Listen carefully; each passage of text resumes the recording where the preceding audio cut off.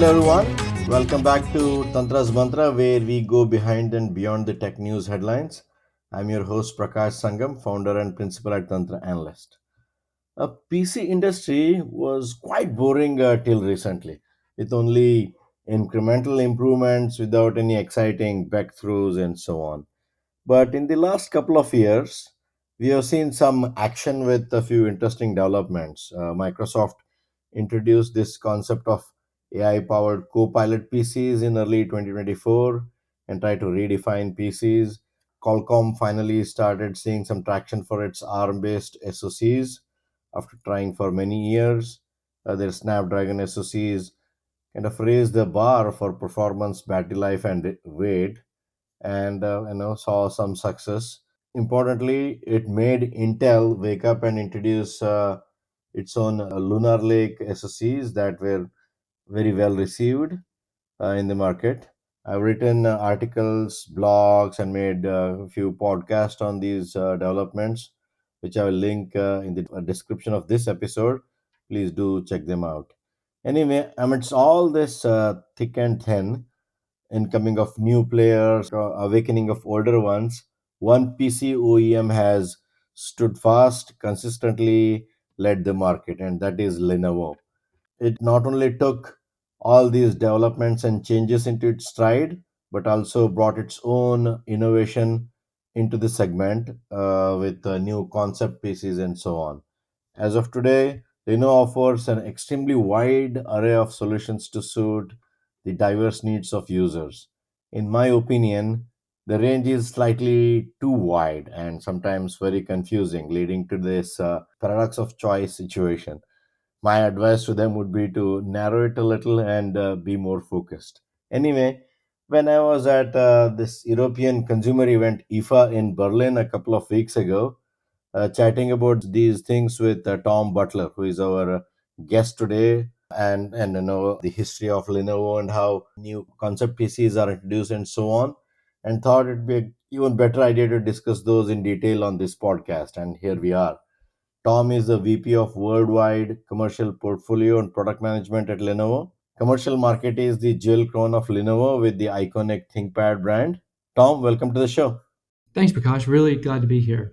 So let's get started with the introduction. I know that you're a veteran at Lenovo, entered the company during the transition from IBM and so on, as we discussed before, and you spent like what couple of decades there now. Tell us about your journey and how the PC industry has changed or not changed during that time, Mhm. and also what are Yeah, your current responsibilities at Lenovo. sure. No, it's a great question. When I step back and look at my journey through Lenovo, it's quite interesting because I was in a unique position Hmm. back in 2005. Yeah. I was in the process of being interviewed by IBM, Uh huh. and they called me and they said midway through, this was with the PC group at the time. Hmm. They said we're going to become a new company. We're still very interested in you, but it's now going to be this new company, Lenovo. And Yeah. of course, I'd never heard of Lenovo because that was the formation of that company. Yeah. But I was excited about the opportunity, and was able to watch the company come together and really the blend of the cultures, East and West, Hmm. come together from IBM PC division blended with the Legend Computing to form this new company, Lenovo. And as you point out, yes, now I'm celebrating. This year will be 20 years Yeah. with the company. I'm still excited to be here. I'm excited about the vision because it's really a very much an entrepreneurship focused company operating almost like the mindset of a startup or a challenger in this space.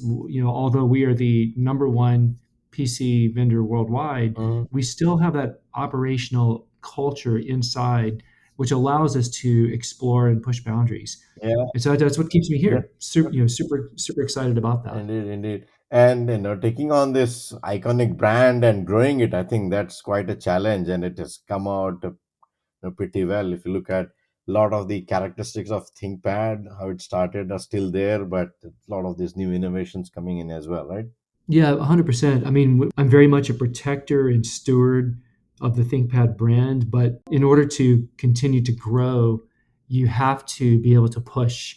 And so we pride ourselves on customer valued innovation, Mm-hmm. and that's a key piece because we spend my I and my team spend an incredible amount of time in front of customers talking with them about their challenges, their problems, what they're facing, what they're trying to accomplish. Mm-hmm. So when we go build these next generation platforms, we're building them with our customer voice in mind. Cool. And as I talked about in the monologue about this co-pilot PCs, that's kind of a big in PC industry as such. After a long while, where it was a very incremental improvement and such. So, how has been the market for it? A lot of hype, I would say, in the beginning, and a good rollout as well. But in terms of usage, and so you see, how do you see that currently in the market? Really, if I look at the PC market, Mm-hmm. we the PC market goes through ebbs and flows or cycles, Mm-hmm. and they're generally built around OS refresh. Yep. End of Windows XP, to Windows 7, the migration of Windows 7 to Windows 10. Mm-hmm. But the AI wave that we're in, and I liken it very much to the dot com era. Mm-hmm. We went immediately from nothing to dot com, and then everything was focused on that. Now, of course, that was a wave, and we had inside that we had a crash as we went through the wave. But then once that started, that has been persistent from that point forward. We're in that same style of wave with AIPC. Mm-hmm. So really, I'd say the public awareness of Chat GPT coming onto into public domain in 2022, Yeah. that really wakened up the entire planet to the capabilities of AI for the Mm-hmm. first time. AI has been there for quite some time, but that was the first, I'd say, strong presence, and that triggered this new wave. And then the PC industry, and you talked about it in your opening, has been driven by these new AIPC capable platforms or these devices that we're launching in market Yeah. that have three engines on them. They've got the CPU and GPU, which have always been there, but they've now got the neural processing unit, Yeah. which is really a dedicated lower power engine that allows you to run continuous workloads on these devices Mm-hmm. more efficiently. Yeah.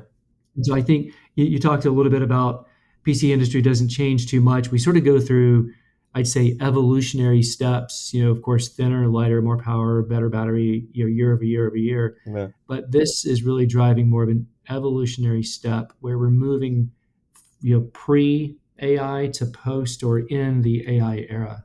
Yeah, indeed. And the one of the requirement to get this Copilot PC moniker is having a NPU of certain capability, right? Yes. But in terms of usage, especially in enterprise applications, there hasn't been that much, right? I mean, there's a lot of potential for Yes. moving a lot of applications and such to NPU, but currently its capabilities is not fully utilized in today's PCs. Would you agree or? Yeah, I'd say you're not seeing broad rollouts enterprise wide, a full company rollout necessarily of Mhm, lots of different AI tool sets. What mhm, what we do see, and when I engage with our customers, mhm, many and really most of them are piloting, trialing. They're running line of business use cases mhm, inside their corporations or in their corporate environment. So, for example, you may have the marketing team who is using an AI tool to create marketing assets, or yeah, a legal team that is reviewing legal documents and summarizing for them using AI tool sets. So, those would be examples of these, I'd say, more of these pockets or lines of business areas. We do see, Copilot or the use of the tools inside the Office suite, M365, Teams. mhm, We are seeing quite a bit of adoption from that side because those are just adding elements inherently into the tools that are already in place yeah, versus having to bring up a new tool set or new use case in the yeah, environment. yeah. Like summarizing meeting notes and such. Exactly. And that's very quite widely used across all the platforms, be it Teams, Zoom, or anything else, and it's pretty impactful. I see from AI. I mean, of course, there's a lot of hype. Everything is getting affected by AI. But I think people are really seeing good return on two things. One is code development, where Yes. it's kind of mainstream now. And as you mentioned in content creation for marketing, that I think has seen a revolution with AI and a lot of good positive ROIs on both of them. And others, I think, other use cases of AI, it's still pilot stage, as you mentioned. And when Mm. we started this NPU discussion, right? I think, and you talked a couple of times about this. The expectation was, especially in the commercial and the enterprise space, image that corporations put on their enterprise PCs with security, device management, and others, which run 24/7 on the laptop and the PCs. That kinds of kills a lot of performance. And I've seen when I was working for companies, you get a brand new PC so fast and incredible, but the moment the corporate image is put on it, you at least see 10-15% of degradation in performance, because there's so much of other things happening on the background all the time. And the expectation was, while the this quest for a killer app for AI goes on, the lowest hanging fruits were moving these applications into NPU and improving the battery life and the performance and such. Although I've seen discussions, company like Sentinel One are Mhm. trying to do it. They've talked about it, but I haven't seen that implemented yet. So, what is the current status? Are there any challenges or hurdles that you're trying to overcome before that becomes widespread? Yeah, I mean, more of it is about redirecting the workloads to the different engines because we talk about these three engines that are present on the laptop Hmm. now. With Hmm. this third engine NPU added. Yeah. But yeah, we're partnering, like you said, Sentinel One is an example. We've got other security suite partners. Buffer Hmm. Zone would be another example Yeah. where we're helping them with devices that they can test and trial on to port elements of their code to be executed at the NPU. Because, like you said, Hmm. what's happening in the corporate, especially in the corporate world, is you have obviously security and privacy and protection of corporate IP and data Yeah. is paramount Yeah. to the success of the company. And so they layer upon you really almost a stack of security applications. Yeah. Many of our customers are just seeing them added and added and added versus optimized. Correct. And so what we're doing with the security suite or the security software vendors is to work with them to migrate over some of these workloads to the NPU where it's optimal. And Hmm. you effectively are going to have these three engines you can call upon. And so some things are going to be rapid call, rapid response, CPU related. Some of them are going to be more workload intensive, GPU. But Hmm. some of these are going to be continuous low power utilization. And when we point those to the NPU, Yeah. that's where you get the massive benefit Yeah. of the power consumption because you get really it's twofold with these new NPU powered Copilot devices. Hmm. You get lower power consumption overall, Yeah. and then you get, of course, battery life when you're unplugged. But the lower power consumption overall has really turned into more of a sustainable message because when you plug in a fleet of these devices into Hmm. your corporate power grid or Hmm. infrastructure, you're drawing less power. So Hmm. there's material savings on that side, as well as to the individual, the battery life, so the higher degree of mobility. Hmm. Yeah. So, I mean, even with Copilot PCs, although the top line is AI, but really the reason they are selling is based on the longer battery life, no charger need, you don't have to carry charger, and they're thinner, there are a lot of fanless designs, right? So the selling points are still performance, thinness, and weight rather than this AI capability, right? Yeah, because when you think about what are the areas requirements that our customers have around laptop, they want it as light as possible, thin as possible, highest performant as possible, best battery life as possible. But those are competing elements. Yeah. To make it thinner and lighter, I could pull out battery, I could pull out thermal performant capability, but that's drawing down those other two elements. So now when I get this balance of very thin and light system, but high performant with great battery life. It sort of checks all the boxes. Yeah. I think then, so that's sort of your baseline or foundational element. Then on top are these newfound AI capabilities, and that's where we're just at the beginning. As we talked about, sort of this wave is Mm-hmm. coming across us in Yeah. the industry, across really worldwide. So more and more of these applications will start taking advantage of Yeah. these three engines. And when I talk to some of these vendors who are working on the MDMs, the device management and security, they say that they see the advantage of moving to NPU, but they say that if we put a lot of resources there, it doesn't create any new revenue stream for us. Maybe it is improving the PC performance by moving these to NPU, and since ultimately they are not responsible for the, I mean, they are responsible, but their measure of success is on how they stop the cyber attacks and such, not necessarily how long the battery on the laptop lasts, right? So Mhm. but whereas for you guys, PC OEMs and the users, battery life is more important. Of course, security is given that it is needed and so on. So in the scheme of things, how are you incentivizing these app developers to put resources and move these applications to NPU sooner than later, because it improves performance for, of course, users, and it also improves your perception in the eyes of the users, right? So my point is the kind of different priorities between you guys Yes. and the software vendors, and how are you trying to solve that?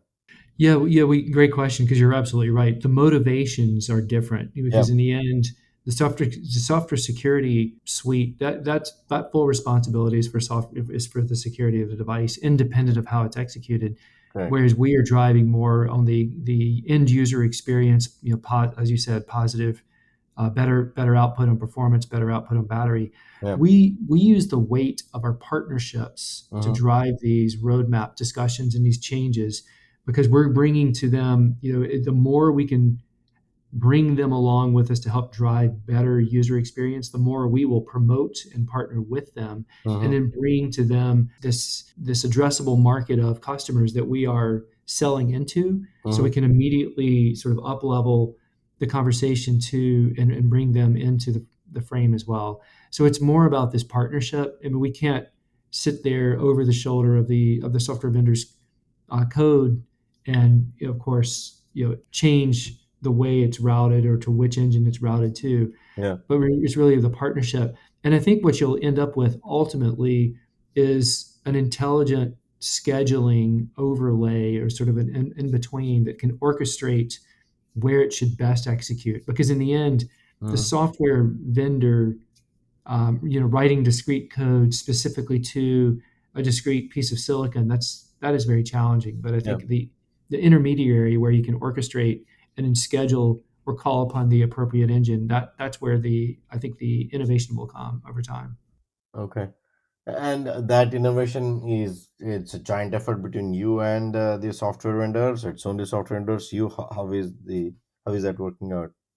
Well, that's where we're also working with our silicon vendors as well, because we have deep partnerships with Intel, AMD, Qualcomm, of course, on the GPU side, NVIDIA as well. Yeah. So we really got our hands in all of those discussions with our partners, our ecosystem partners, in as much so as the software vendors. So kind of bridging the two together. Okay. All right. You expect to see the AI capability continue to increase while we're still waiting for the workloads to take the capability of and utilize the capability of NPU, or you see applications coming and utilizing what we have right now and then growing. How do you? I guess my question is the growth of AI capabilities in PCs, it's a linear curve or a step curve waiting for the applications to catch up? No, I think it's going to be more or less linear. But I think what's happening now is, if you think about where AI is today and where it's headed, Yeah. we are cloud for large part. We're cloud based today, Yeah. but we're headed to hybrid Mm-hmm. AI. And so hybrid of course, implies multiple locations, and you will see now that we have these AI capable devices in market, Hmm. and more capable as we go forward. You're going to see more of the compute offloaded to the edge Yeah. because these laptops, desktops, tablets, even smartphones, they're edge devices in the end. Yeah. And then leverage cloud when needed, Hmm. but stay at the edge when at all possible because there's an incredibly high cost of running and executing these AI workloads in the cloud. Yeah. And you're not paying for it yet, meaning the market is not paying for it yet. Yeah. The AI vendors are absorbing the cost of running these giant models in the cloud. But at some point, that economic model won't hold. And so there's going to have to be sort of a reckoning where there's going to have to be a charge for running it in cloud. And then and that's going to really drive the desire to offload to the edge. So we're ready to catch that, if that makes sense. Yeah. I mean, Because just the economics of it don't work fundamentally without some level of charge for running in cloud. yeah, it's right now vendors, large hyperscaler vendors, and then for all the new phone companies, it's the investors who are paying for all that compute, right? Yeah. So Yeah. yeah, yeah, I think the move towards edge is the only way how this can be sustainable, but I don't see that starting to happen in a big way yet. I think still focus is on cloud, cloud AI, and maybe perfect it there, but ultimately it has to move to edge, otherwise it's not sustainable. I agree with you, but and we'll see how when that really starts to happen. Most of it right now is in cloud, and frankly most of the investment and the interest that the investment community has is in the cloud, but it's not the most efficient. So, and also as we move towards inferencing more, right now a lot of it is training. As we move towards more inference, that should also help moving to edge, right? Well, 100%. And again, that's where Lenovo sits squarely in this because we have the luxury of owning from we call it from body to the cloud because we have Right. our Yeah. Motorola Yeah. headsets, the devices, the wearables, all the way up through, of course, the PC, desktop, tablet, workstation, edge, all the way to private and in public data center or cloud. Yeah. And so by having that end-to-end continuum, we can see sort of the level of compute needed to execute and where it makes the most sense. Yeah. But to your point, it's happening in cloud first. That's where you that's sort of the incubation. Yeah. But then as we roll out in mass scale, that's where it's going to be drawing more and more out to the edge to not only to drive compute to the edge on these laptops, Hmm. but also to gather the insights, the inferences that you can gather because the laptop or the handset, the desktop, the workstation, all of these devices are you have the customer in front of them, and so Yeah. we can capture a lot of real-time information. Hmm. What's your intent, where are you, what level of security do you need, what are you trying to accomplish, and then where should we drive these tasks, whether it's on device with a level of compute and capability, or do we need to draw from a private cloud or even public cloud instance. And that's that hybrid model I'm talking about because it gives you more and more power but also knowledge by driving it at the edge. Yeah, it's context, specificity, security, privacy, and all that, right? When you do it on the edge. Yes, we'll see how when and how that move and the transition starts. So now moving into another interesting subject. You guys, as I mentioned in my monologue, have brought interest back into PC not only through all these newer things but also these new concepts, right? I mean, PC has been the way it is, laptops for more than what 3 decades now. It's square box, you open it, and it's display and keyboard, right? But that's starting to change, and then I really admire Lenovo starting to think differently about it and bringing new concepts. So you introduced this and a few concepts over the years. So and some of them are already commercial, with this rollable think book and think book is what is called right now with rollable display and so on. So tell us about the process itself. We'll talk about the specific products as a follow on, but right now in terms of how this comes about, how what is the thought process, and how do you commercialize them and such. Yeah, so when I think about Lenovo, and I said it a little bit in the opening, we have this mindset of a challenger or an upstart, even though we're the number one PC Mm-hmm. vendor on the planet. And that I think that's one of the exciting things about working at Lenovo. We really do lean in for making breakthrough, innovative, bringing breakthrough and innovative designs into market, Mm-hmm. testing, seeing what works, what doesn't work, and we've had a history of starting categories, Yep. new categories. So even if I go back to 2012, we introduced the first yoga device, the 360-degree hinge, into Yeah. market, Yeah. and so that really, and that, by the way, that's in market. That's across all competitors, all markets, all devices. You've got this 360 two-in-one hinge Yep. style design. So that's one example. We've piloted and actually launched and started the folding PC category. Yeah. You mentioned the rollable ThinkBook. We've also got the dual screen Yoga Book Yeah. 9i. Yeah. These are examples of looking at unlocking new use cases, novel use cases Uh-huh. that we can tap into that can't be addressed by the traditional laptop. Yeah. Because to your point, the laptop design has been around for almost 30 years, Yeah. and so it's a very much it's a traditional upright piano design. Yeah. And if you think about it, there's sheet music on the piano and a keyboard, Yeah.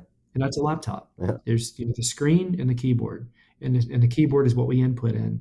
So we're experimenting with different designs and different form factors that allow us to look at unlocking new use cases that cannot be addressed Mm-hmm. by the traditional form factor. So the rollable ThinkBook we just launched, we actually showed that as a proof of concept a couple of years ago at Mobile World Congress, and Yeah. then we now are launching it this year. The dual screen is another design, Yeah. and both of these unlock some new use cases that we've been tapping into, which is this concept of vertical use case. Yeah. So if you think about the laptop, that's a landscape Yeah. design, and candidly, it's really optimized around entertainment. I mean, if you think about the TV Yeah. industry is a 16 by 9 format optimized for film Yeah. consumption. Yeah. The laptop, I'd say, not by choice, but by this reality of the supply chain has been led that way. Yeah. And we've been trained to look at the laptop that way. But when I go into customers and I see especially content creators, Mm-hmm. document creation or review or coding, oftentimes you'll see a two monitor setup where you have a landscape and then you have a portrait, Yeah. a lap monitor rotated vertically because seeing the longer view lines of code or the document without having to scroll through Yeah. or review through or any really creation like that, we see that vertical or portrait orientation. So the rollable is a good example of that, where you carry it as a traditional laptop, Yeah. but then you roll it out. The dual screen, the posture, one of the most popular postures of that is actually to stand it up on its stand and have two screens Yeah. stacked one on top of the next Yeah. of the other. The foldable devices we've launched in market, the most popular posture was the vertical or portrait view, Yeah. because again, it unlocked a use case that cannot be addressed by traditional laptops. So it's quite interesting for us Yeah. to bring these out. Yeah, and in a way, it's kind of bringing the smartphone-like experience to laptops, right? Because a lot of our behaviors are now influenced by how we use smartphones. I mean, it's scrolling kind of content, as you mentioned. A lot of, I mean, if you look at the news websites, a lot of the websites themselves are more lent to vertical and scrolling kind of viewing. Whereas if you use it on a wider screen, you see a lot of unutilized space on the sides. Now they're trying to utilize it for advertising, and it's kind of distracting. But I see that these concepts are not only good looking and look futuristic, but they're very, very utilitarian as well. Right? There are specific uses that you can do. and also making it flexible, like with the rollable. You have best of both worlds, and then the same thing with this new VertiFlex that you showed at IFA, right? It's, in my view, it's even better that you don't have to carry this extra display all the time, which you might use only sometimes, right? I mean, VeriFlex, you get the same kind of user experience without carrying the extra weight. Yeah, 100%. And that's actually another, you call it that proof of concept we showed at IFA. Yeah, And that's exactly the intent. And yeah, because you talk about the smartphone like experience, when we are trained hmm, to look at social feeds, mobile phone content yeah, vertically or in portrait orientation. So this just gives you the option, really the best of both worlds, yeah, because we're not going to walk away, obviously, from the laptop form factor. It's been in market for decades. We've been trained to build and absorb content with the keyboard structure as it is, yeah, but having that capability of quickly moving from one to the other without really any penalty is fantastic. And so we're excited about showing concepts like this. I mean, these effectively are show cars for us. I mean, if you go to an automotive car show, uh-huh, you'll see the standard models. You look at those, like that's super interesting. But then off to the side, you might see a flying car. I'm yeah, making it up, but you get the point yeah, of like, wow, that's super interesting. You unlocks new use cases, or it's a compelling platform. And so these proofs of concept we show are very much in that same model, uh-huh, where we'll show our standard devices, which you see, sort of the step-by-step evolution, but then you'll see these revolutionary devices off to the side, like VertiFlex, that we just showed as a concept that you could imagine could come to market. And the Rollable is a good example of that, where we showed it as a proof of concept, yeah, got a lot of market interest, a lot of market very positive feedback, and we've actually launched it this year. 2 years later, yeah. we actually productized it. Yeah, so that's another thing I want to ask about. So, the time between the concept show and then how they come to real, actual commercial products is pretty short, right? For a new concept. I mean, you talk about concept cars, they take forever. I mean, but, in the automobile industry is pretty, the cycle's pretty long. I agree, but here what the concept is show will pretty quickly come into commercial reality. So, how much of preparation goes into even developing concepts? I mean, you show them when they're very close to commercial reality there, or Well, I would say that's a big. It depends. yeah, Let me state that with our concept cars, we have dedicated work streams and committees that are looking at these concepts uh-huh, and vetting them hmm, all the time, yeah, and we're looking at. I describe sort of in the if you think about the current generation in market, the N generation, we are focusing on N plus two, N plus five, so uh-huh, 2 years out, 5 years out. yeah, So the 2 years out are really products we're going to productize, and then we'll have this 5 year horizon uh-huh, where we're looking at sort of the next, what could be, yeah, and that's a much more open aperture where we're evaluating conceptually what could be, and we'll bring some of those in. yeah, Those N plus fives will showcase as POCs, yeah, but then depending on feasibility, the market viability, the acceptance, the response we get, candidly, hmm, we monitor very closely the response. hmm, We may accelerate bringing something like that into actual market yes, and productize it. So even those N plus fives, even though they're a 5 year out horizon, hmm, we can accelerate those. And that's why I say it sort of depends hmm, timing wise. yeah, makes sense.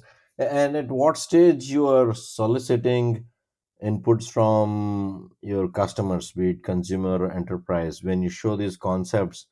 Have they gone through at least the first level of your focused discussions with your primary target customers, or it's the first time reveal and then you start looking at the traction after that, talking to these target customers?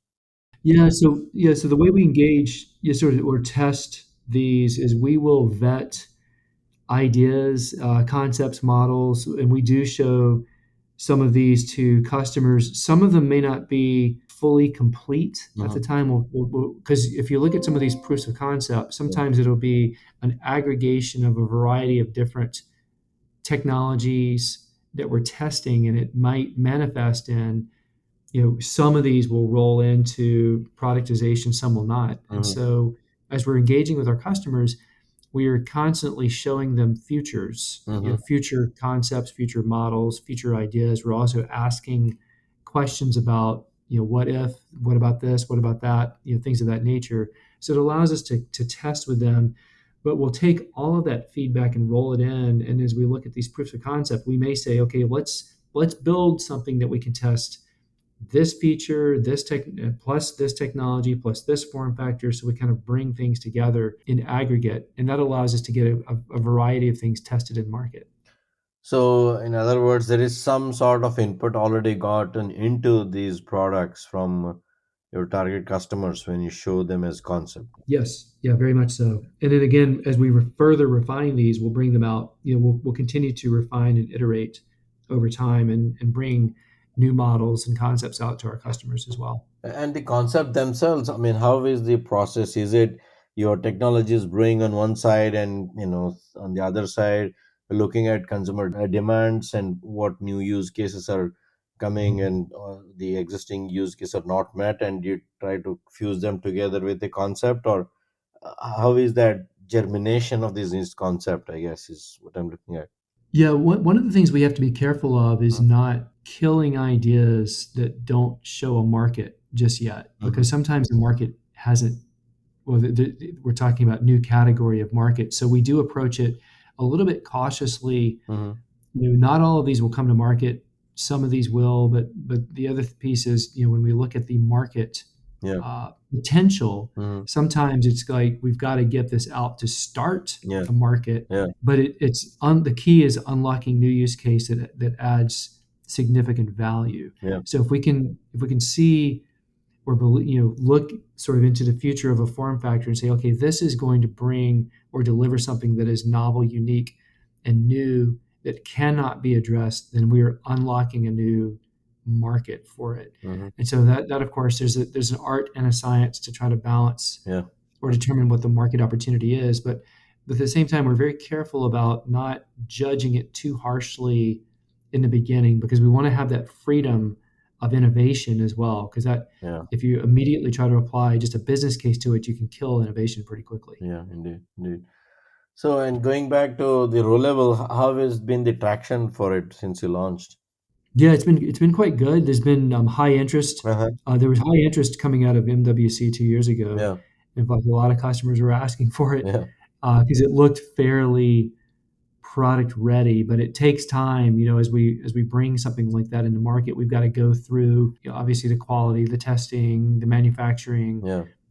in mass, to hit those criteria. So it's not just something we can immediately launch into market, but there's definitely high interest in that from the start. And so because people really like the idea again of we use this mantra: carry small, use big. Mm-hmm. And so carry it as a traditional laptop, Yeah. but then when I want to go vertical, I've expanded from a 13-inch to an over 16-inch laptop Yeah. screen size. Yeah. So I get just so much more productivity gains with it. Yeah, I mean, I like it. Carry small, use big. So, okay. So then, looking at this VertiFlex, this is, I mean, I should kind of little bit explain it if people have not followed up. It's basically the standard laptop, but the display can be rotated to make it make it in a portrait shape, right? Without Mhm. adding too much of complexity to it, right? So, and you have to do it in a such a way that it doesn't add too much weight. I like VertiFlex more than rollable. Maybe you use this vertical display 20, 30, 40% of the time depending on the use case, but you're carrying that extra display all the time, where in vertiflex you basically use it in vertical when you need it and use it horizontal when you don't, right? So and it seemed pretty close to the final product. So will we see that soon in the market, or how close it is to reality is my question, I guess. Yeah, yeah. Well, it definitely presented. We were very pleased that the proof of concept has a very finished look to it. Yeah. I would say, and again, trying to describe over a podcast, but you just take the standard screen, Yeah. and then the ability to pivot with a set of hinges behind. Yeah. You can rotate it up to a portrait and then rotate it back down. So there's really low to no penalty. I mean, it basically has to have the outer cover hold that hinge Mm-hmm. mechanism behind, and then you've got the screen on top. So it's quite, I'd say it shows very well. It's an elegant, simple design, and we're excited about it. I mean, we got very positive feedback in market when we showed it as a concept car at IFA. So it's another one that we are obviously, as we look at that again, that N+2, N+5 Mm-hmm. set, we are looking at, do we bring something like that? We've got some other things that we will show at CES, the Consumer Electronics Show coming up in January. So no surprise, we'll have some concept cars that we show there as well. So we're going to have basically a palette of different technologies to look at for potential future productization. Very well. We'll talk about CS in just a little bit. So, in terms of these concepts, how much of work that you have to do, especially for these horizontal, vertical things that we talked about, collaborate with the OS vendor, Microsoft in this case, and the app developers and so on, or is it is are these apps and OS self-sufficient that they recognize the display format and format themselves? I saw some of them actually working right away without a lot of changes, I guess, on the Yeah. flex. So how much background work you have to do with these the other partners to make it work? Yeah, so the things like the Rollable and the Yoga Book 9i, the dual Yeah. screen, those devices, when we looked at the Rollable is a continuous screen, Yeah. and so you end up with you've just extended out the capability. Really, with the Rollable, Uh-huh. we looked at what utility could we add and gain Yeah. by having this larger display at the ready, and so we've actually built some of our tools where we have quick launch capabilities, and you can put different tool sets, dashboards, calendars, different feeds on the extra screen real estate when you don't want to go full screen. But since it operates as a single screen, Yeah. much like you could rotate the monitor at your desk portrait from landscape to portrait, Yeah. it's very much like that. So you just take advantage. And then elements or devices like the YogaBook 9i, where you have two independent displays, Yeah. the OS does a good job because it sees those as two, Separately. independent displays. And so I'd credit Microsoft for coming a long way with these form factors because in early days Mm-hmm. the OS sometimes would be maybe suboptimal. If you look at older OSs in terms of optimizing across Yeah. larger or extended or dual displays, but I'd say that's doing quite well. Mm-hmm. And we just, like I said, we layer on utilities on top that we believe add value with this extra screen real estate. Okay. And do you see working with the app developers to develop apps that utilize this form factor even better, right? Rather than what they're already doing. Do you work with them or plan to work with them, to improve the usability even further, or you want to let the market take it on itself? Well, no, I'd say where applicable. So if we've got applications we believe could add new utility based on the screen, the different form factors, we go work or partner with app developers as well. But again, a lot of this is handled quite well within the OS now, Hmm. so that it makes it a lot easier. Okay. Last topic about this recycling of PCs. You said Mm, second life PCs mm, when we were talking about yes. IFA about and supporting the sustainability effort, increasing the lifespan of the laptops, and so on. So, Mm, mhm. quick views on that. Yeah, so sustainability, I mean, I'm incredibly proud of the efforts that we've put forth from a sustainable perspective, with our Lenovo's portfolio. We Mhm. pride ourselves in having I'd say one of, if not the most sustainable portfolios in market. We're using heavy use of recycled or recyclable materials, where we are completely plastics free. Mhm. In our packaging, we've actually used sustainable materials like bamboo and sugarcane. But so that's sort of on the, I'd say, the materiality perspective. Yeah. But then there's the repairability perspective. Mhm. And so several years ago, we partnered with a company called iFixit. Yeah. and a lot of your users may know that company. It's really a right to repair focused, do it yourself or DIY company that Yeah. sells toolkits, Yeah. parts, etc. And we partnered with them, and we sent our highest volume, our fleet laptop, the T series Mm-hmm. at the time, and said, take this apart, tell us how repairable it is, tell us what we need to do to improve it, Mm-hmm. and we want to strive for 9 of 10, 10 of 10 from a repairability index, Mm-hmm. because at the time they graded us, we were 7 of 10. Yeah. And so they came back with us, and we partnered with them and collaborated on the redesign, Mm-hmm. and we moved it from a 7 of 9 to over 9, 9 points out of 10. And a lot of it was just putting in more repairable elements, more logical touch points, but also building out really the end-to-end ecosystem from opening the device. Mm-hmm. When you go inside our devices, you've got the touch points identified, you've got captive screws everywhere, you've got QR codes that can take you directly to the orderable part, the replaceable part. Yeah. And when you go there, you also have online videos and tutorials of how to replace the part. Mm-hmm. So we really drove a tremendous effort that we've cascaded across our portfolio. Mm-hmm. So as you and I were sitting there talking at lunch Yeah. in Berlin, we talked about this concept of second life, Yeah. because I'm building a sustainable platform. Now I'm building a highly repairable and platform that allows me to refurbish it Mm-hmm. and then redeploy it to a second or third user customer, or resell it and then be reused or refurbished, so that it gives an opportunity to extend the life even further. So you may have, as an example, a power user in your company. Mm-hmm. You refurb it, redeploy it to a general user, Yeah. or less power heavy user, Yeah.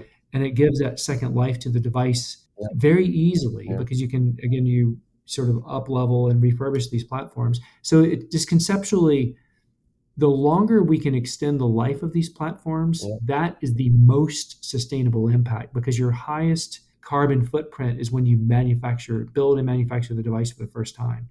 And it sounds almost counterintuitive for a PC company to talk about extending the life. Indeed. Yeah. I asked you that question. Yeah. Yeah, yeah, exactly. But I'd much rather extend the life and drive the customer sentiment of value and appreciation of what we're driving. Yeah. And then when you're ready to buy your next laptop, come back to me and you'll buy that next laptop. But for me, for us, really in general, it's a much better story and overall experience if I can extend that life and give you that second life, and then come back and continue to buy those future purchases from me. Indeed, which is so much valuable compared to this disposable culture that we have gotten into, right? So, and as you said, you can use sustainable material and such in making new products, but the biggest impact you can have is by extending the life rather than just disposing the old one and getting a new one. I think extending the life of these products is much more sustainable and much more impactful than making new one more efficiently and so on.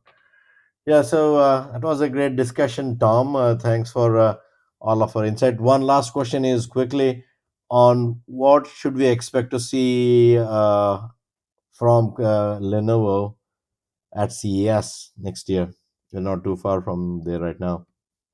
Well, it's going to be an incredible show for us, because we're co-locating Lenovo Tech World at CES Uh-huh. for this year. So Yeah. Tech World is our major event where we unveil our latest innovation strategies, and it really is a showcase for us. And so we have decided to move it over. We have it in the sort of October timeframe, Yeah. and we're moving it to CES. So we've got a lot of incredibly exciting announcements to make, Mm-hmm. incredibly exciting demonstrations and showcase of technologies that we're going to be bringing forward at this Tech World event, at really at the CES timing. And so I think, if you haven't followed us at CES historically, I would highly encourage you. This is going to be a watershed year for us at CES because of moving Tech World to CES. And it will be at the Sphere as well, right? Yes, Mhm. and so we are. you know, if you think about sort of this platform for innovation, Yeah. the Sphere is one of the most technologically sophisticated AV experiences you can have on the planet. Yep. And just one interesting point, Lenovo technology powers the Sphere. Hmm. So it's going to be Lenovo showcasing on Lenovo technology. So I'm super excited about that as well. Yeah, it's a fitting place, fitting event for the fitting technology. So yeah, I'm excited That's to right. check those out as well at CES. I mean, CES Indeed. overall it's crazy, but with this it's going to be even more crazy. But I love it. Yep. We're excited about it. Perfect. That was a great discussion, Tom. So thank you very much for all of your insights, and of course, coming over to the show. We could talk about this all day long, but no, limited time. Thanks again. Thank you. So, folks, that's all we have for now. Hope you found this discussion informative and useful. If so, please hit like and subscribe to the podcast on whatever platform you're listening this on. As I mentioned, I'll include additional material into the description of this podcast. Please do check those out. I'll be back soon with another episode, putting light on another interesting tech subject. Bye bye for now.